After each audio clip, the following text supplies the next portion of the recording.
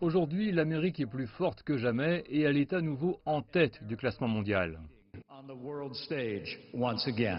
Un message clair au monde et aux alliés traditionnels de l'Amérique. Le vice-président a déclaré qu'il s'attendait à ce que les pays européens fassent plus pour augmenter leur budget de défense.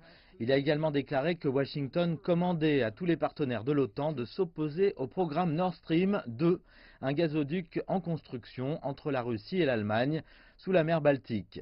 Il a condamné cela comme une dépendance à l'Est, accusation ultérieurement reprise par la chancelière allemande Angela Merkel.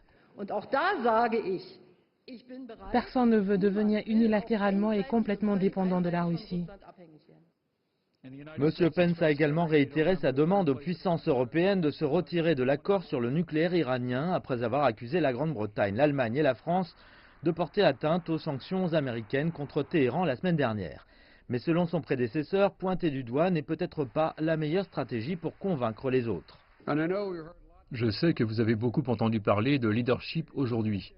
Mais d'après mon expérience, le leadership n'existe que si d'autres personnes sont avec vous.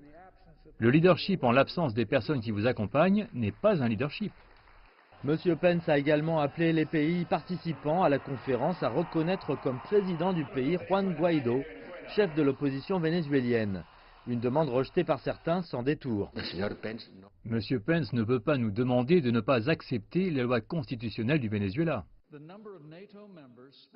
Succès, victoire, champion de la liberté et de la défense nationale, voici quelques-uns des autres mots et expressions du bras droit de Donald Trump pour saluer le leadership américain sur les questions mondiales, une position actuellement en question, même dans son propre pays.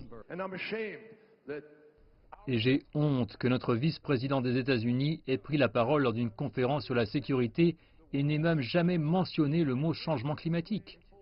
J'aimerais qu'il y ait un moyen de tenir ce président des États-Unis pour responsable des pertes dont nous souffrons tous les jours, pour les déplacements de population, pour les milliards de dollars que nous aurons à liquider, car nous ne faisons pas le travail.